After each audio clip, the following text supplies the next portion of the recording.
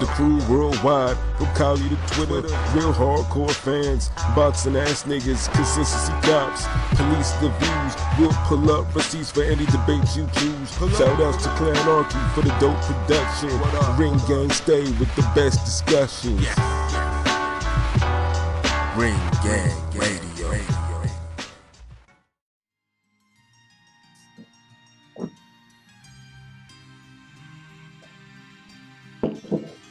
Yes, good evening, everyone. Welcome to another episode of Real Talk, where, as always, if shit's real, we talk about it. I'm your host for tonight, the one and only Patscorpio, the New England representative. And as always, I got my man with me. I'm going to let him introduce himself. Shutterworth, what it do? The Soul Wars, LB, Lauderdale Boss, Ring Gang in the building. Yeah, man. Oh, don't forget the GOAT artist, man. We always got to make sure that. No doubt. Yeah. You know, because that shit is the truth, man. If you ever see my man's drawings and shit on the Twitter or the Instagram, man, you need to fuck with it. You know what I'm saying? Because it'll look good in your house. Word. So yeah, man. You know, we had an interesting weekend of fights. We'll get to let's talk about the Jacobs Derevyanchenko fight itself, man. On paper, that fight, it had it had fight of the year potential. Right. Based off the styles, you got Danny Jacobs, big ass nigga that moves a lot and has, can when he sits on his punches, can really do some work. And then you got Derevyanchenko. What's that? No, I'm saying the Jacobs could box, athletic, big, And then you got Derevyanchenko, your typical shorter Ukrainian that brings the power, brings the pressure, and new on the block. So they had this fight last Saturday at MSG. This is, of course, winding down to 5 cards that air on HBO. This is possibly going to be the really last. I'd say probably the real last notable fight, even though there's 2 more cards afterwards. So LB, man, what'd you think of that fight? I thought, going in, I favored Jacobs for, over, slightly ahead. I thought it'd be a good fight, knowing their styles and history, and it turned out it was a good fight, but I guess not as good as I thought it could be. It had its moments, and it was intense. That's one thing. It had more intensity in a Jacob fight than I expected. But I think it's mostly because, like I said, because these niggas were sparred each other like 300 rounds or whatever. So I think that's the reason why. What's gonna happen next? What's that? No, it's like what's gonna happen next? It was real intense. Yeah, exactly, because they knew each other's strengths and weaknesses, and the fact that there was they had Triple G's belt on the line. And yes, I'm being completely real. The IBF middleweight title is Triple G's belt, and these niggas are just are just holding it until Constellation prize. Yeah, consolation prize, pretty much. Like I said, you ain't beat the man for the belt. You ain't really beat the man for the belt. Nah, not at all. Like I said, in the IBF, they could have had a nice payday, if they decided to, work with the Triple Gawd, but, they lost out on all types of fees and shit, so can't sympathize for that. So, yes, we have... Boxing gets a good spin-off fight out of it, though.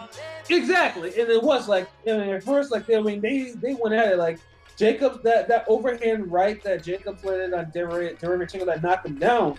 That shit was kind of almost like some cartoon shit, because he brought his arm all the way around. Usually overhand rights, I don't think are really thrown in that fashion. His arm circled, did an absolute a 360, and landed that shit. And bust out with special moves and shit. Yeah, I was like, oh shit, this is. I was like, I thought Jacobs would have been the one that took the canvas first. Yeah, but he was bothered by some punches now. He was rough. Oh yeah, no, he was when the fight went on, he was wobbling because I think the pressure was getting to him, and right. and and also too, I think because he actually this time, he didn't put any of that fuckery because IBF was the only belt on the line, and the IBF does the second weigh-in, so Right. there wasn't. So like he wasn't as big as he was, let's say, against Triple G. So you could tell he was still feeling the effects of that cutler, the way he kind of drained. Yeah, like because when it comes down to it, man, Jacobs really should be at 168.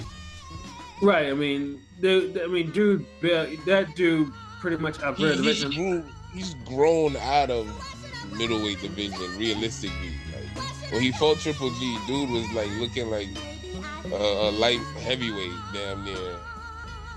Light So heavyweight. right now, that nigga was a cruiser at least. Yeah, bigger than that. Yeah, exactly. And right now, in the Derevyanchenko fight, he looked like an actual middleweight, and it's like you seen some of that punch durability like went down, and Derevyanchenko could crack. He got power, but yeah. But I think go ahead. No. I'm saying like Jacob for his size, you would think he would kind of tough it out a little more, but he got on his bike a little too much for my taste. But I still felt like he won.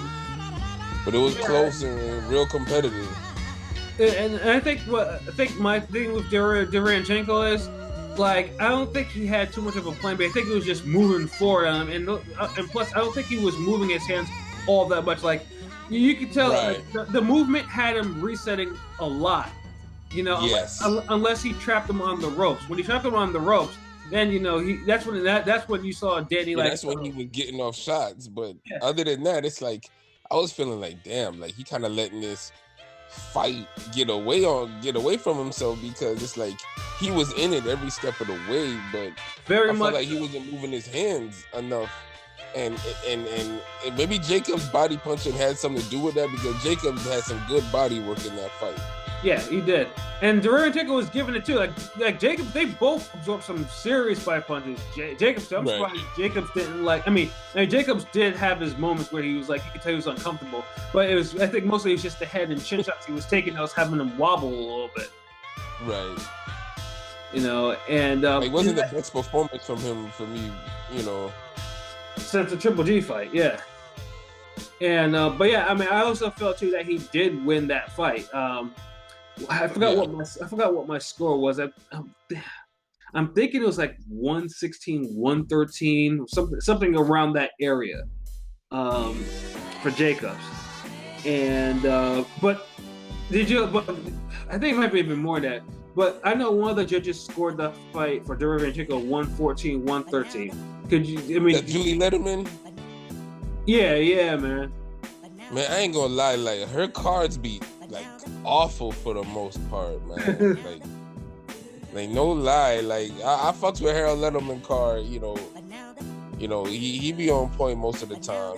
I'm not saying that nobody's perfect, but Julie Letterman cards be, I don't know, but I don't even think this fight was a draw. Like if it would have been an official draw, I would have kind of been on some like, hold on, like I think Jacob should have took that. So I'm glad the right man won, because the knockout, you could say the knockout saved Jacobs if you're giving Derevyanchenko from the draw, every benefit of the doubt. But a win's a win. Sometimes you just gotta go from there.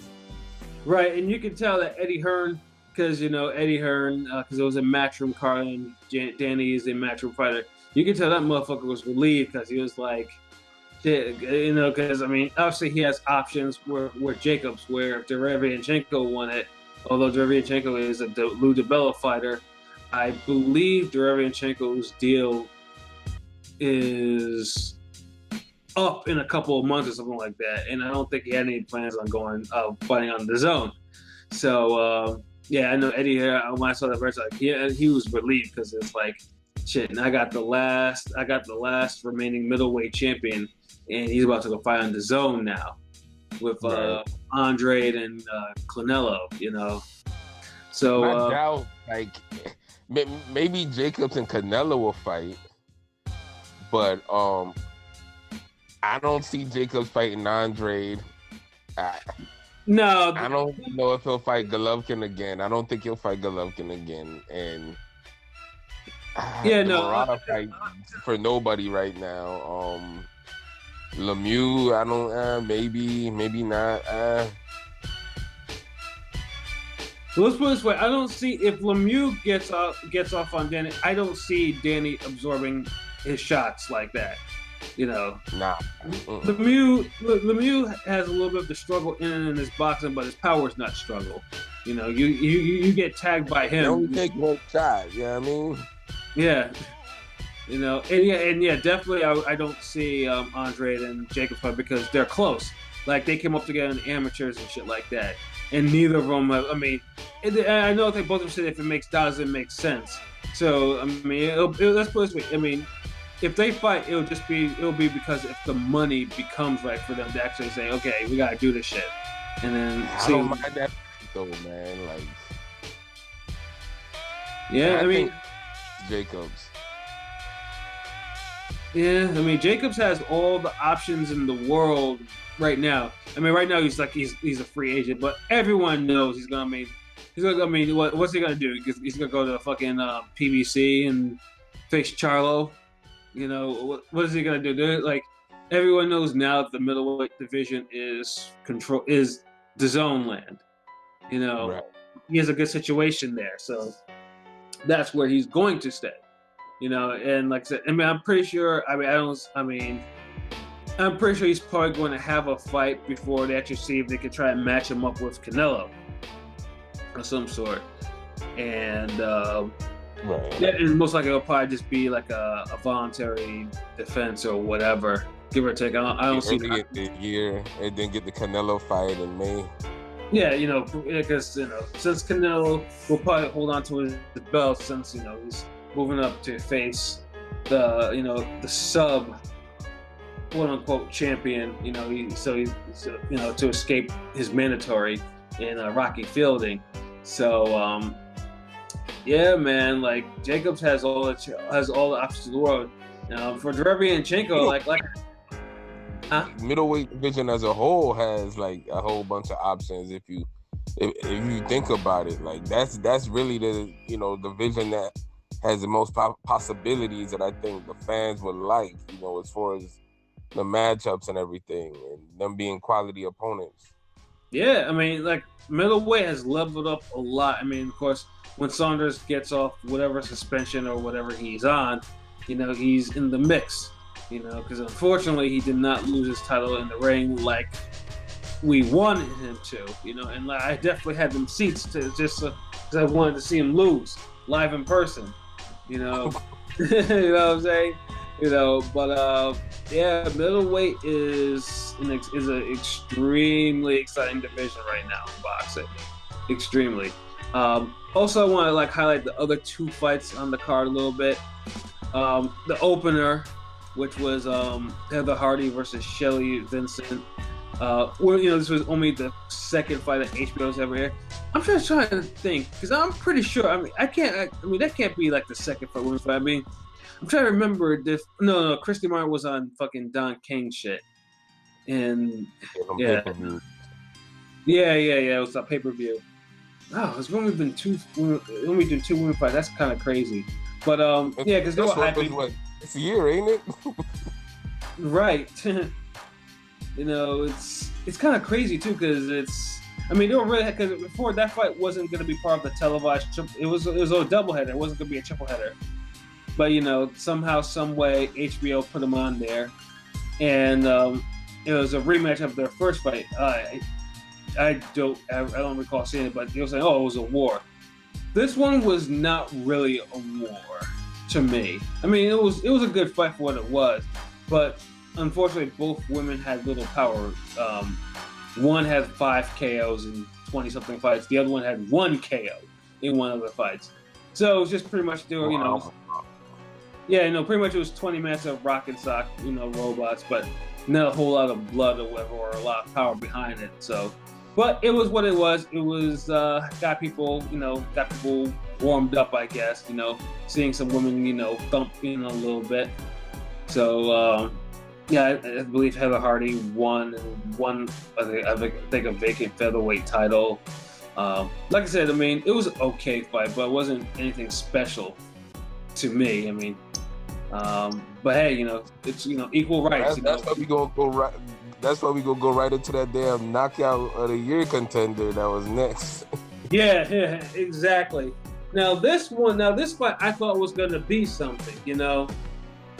I thought it was a Yandel Evans, man. He was gonna do something at least, or he was gonna make a fight, man. Instead, Machado, I think is, I didn't know that he was actually being trained by Freddie Roach. I don't know how long ago this was just the first of their fights together. But Machado, they wasted no fucking time testing out that chin. No time. Yeah, man, he wiped dude out in a round. The last knockdown was a right hook, I believe, man. Out cold. Machado is, his whole thing right now is the WDBA did something really trifling to him. As in, he beat the legit WBA super featherweight champion in Corrales. And then all of a sudden, Floyd and company came calling, and somehow Tank got the super quote-unquote champion status for the WBA, and he was relegated to being like the regular champion. So Machado and Tank just need to fight. They both need to fight. Yeah. That's the fight right now. You got two aggressive punchers, and they need to settle this shit once and for all. Yeah, and they're two big guys, because Machado was looking like a giant in there, like. Yeah, and I don't think he was that big before, but yeah, he looked like I was seeing. Yeah, I was like, he looked like he was a damn fucking welterweight. Yeah, I'll say the same shit. I'm like, man, like it looked like a high school kid beating up a damn middle school kid. Like, just the size different. It was like college level and just junior varsity. And I couldn't even blame Evans for getting affected, because that's like, man, this motherfucker looks big as fuck. Just like, but I thought we would get a couple rounds out of it, like maybe 4 or 5 rounds, but it is what it is. But at the end of the day, man, Machado, I need to see him in there with Tank or someone else of that caliber. Exactly.